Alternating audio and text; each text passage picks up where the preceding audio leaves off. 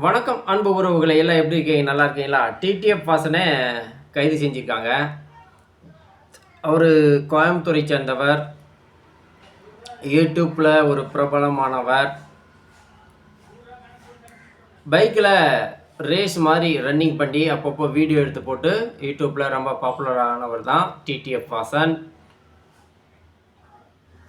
அதுக்கப்புறம் அதிக வேகம் போகிறாருன்னு சொல்லிட்டு விபத்தாகி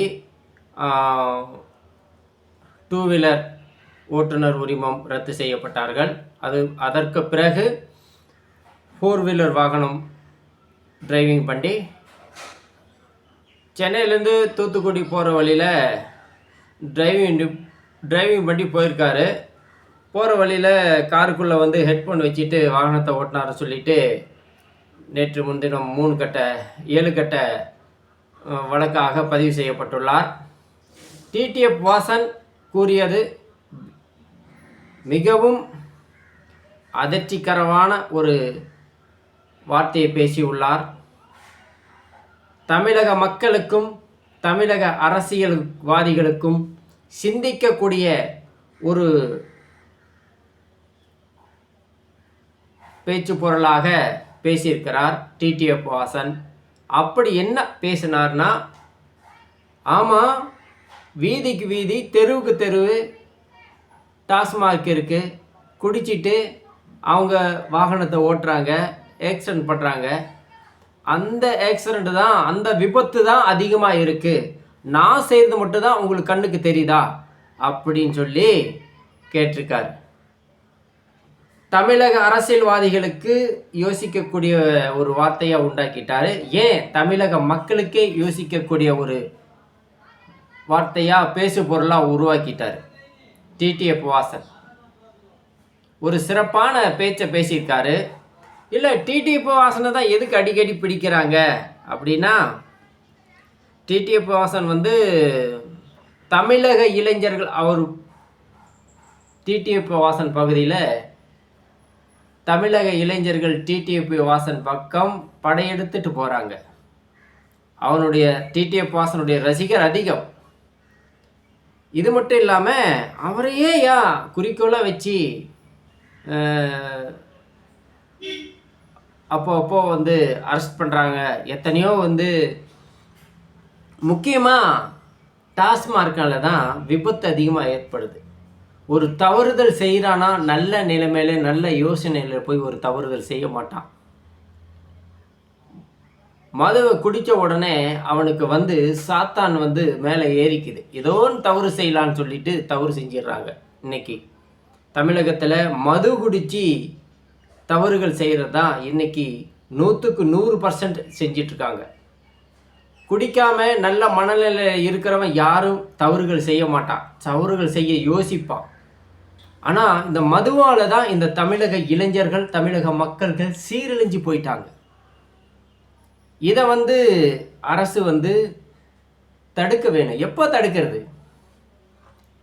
என்ன போல 1000 பேர் சொன்னாலும் சரி, கோடி பேர் சொன்னாலும் சரி, அரசு மட்டும் மதுபான கடையை க்ளோஸ் பண்ணவே மாட்டாங்க. முன்னாடி சிட்டிக்கு 1-2 இருந்தது, நகர பகுதியில் 1-2 இருந்தது. இப்போ ஒரு கிராமத்திலே தெருக்கள், ஊர்லேயே ஒரு 4 டாஸ்மார்க், தெருவாக இப்போ டாஸ்மார்க் ஆயிடுச்சு. மேக்சிமம் டாஸ்மார்க்கை நிப்பாட்டினாவே தமிழகம் நல்லா இருக்கும் தான் சொல்ல முடியும். எத்தனையோ இளைஞர்களுடைய வாழ்க்கை நல்லா இருக்கும், தமிழக மக்கள் நல்லா இருப்பாங்க, அதுதான் சொல்ல முடியும். நேற்று 7 கட்ட பிரிவாக வந்து டிடிஎஃப் வாசனை அரெஸ்ட் செய்து இன்றைய முன்தினம் கோர்ட்டு மூலிமா டிடிஎஃப் வாசனை ஜாமீனில் கொடுக்கலாம் அப்படின்னு சொல்லியிருக்குது. இது எதற்காக டிடிஎஃப் வாசனை வந்து அரெஸ்ட் பண்ணாங்கன்னா, மெயினாக வந்து இதற்கு பின்புலம் யாருனாச்சும் இருக்காங்களா என்னன்னு பார்த்தா, அரசியல்வாதிகள். இந்த வருகின்ற இந்த 2024 எலெக்ஷனில் டிடிஎஃப் வாசன் சொன்னார், ஏங்க நீங்கள் யாருக்கு ஓட்டு போடுவீங்க, நீங்கள் யாருக்கு ஓட்டு போடுவீங்கன்னு மதுரையில் மேலோட்டமாக மக்களிடம் சென்று சென்று கேட்டார். அப்போ வந்து நான் வந்து ரெட்டலைக்கு போடுவேன், நான் உதயசூரிக்கு போடுவேன், நான் பிஜேபி போடுவேன் அப்படின்னாரு. அப்படின்னு மக்களுடைய கருத்து சொன்னாங்க. ஆனால் டிடிவி வாசன் என்ன சொன்னார்னா, செந்தமிழ் சீமான் நாம் தமிழர் கட்சி மைக் சின்னத்துக்கு போடுங்க அப்படின்னு கேட்டார். எல்லாத்துக்குமே வாக்கு சேகரித்தார்.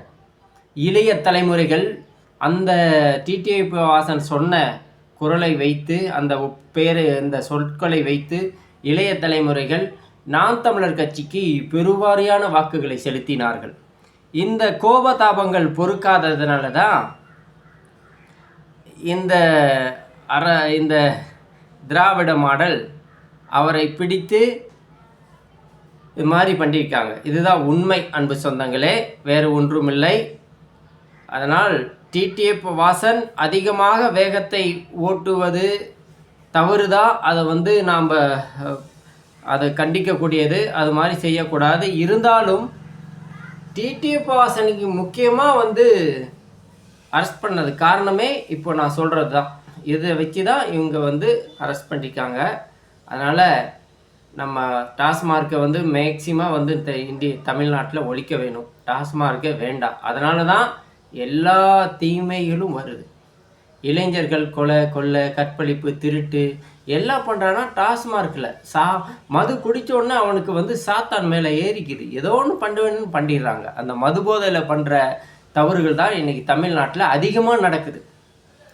நல்ல நிலைமையில் இருக்கிறவங்க யாருமே இது மாதிரி செய்கிறதில்ல. அதை யோசித்து இந்த கவர்மெண்ட்டு டாஸ்மார்க்கை நிப்பாட்டு வேணுமா? அது சொல்லிக்கிட்டே இருக்கிறோம். அதை இவங்க நிப்பாட்டுற மாதிரி தெரியல. இதற்கு முடிவு இயற்கையாக வந்து கட்டினாதான், நாம் ஒன்றும் பண்ண முடியாது என்பதை கூறி இந்த காணொலியை விடுபெறுகிறேன். நன்றி, வணக்கம். நாம் தமிழர்.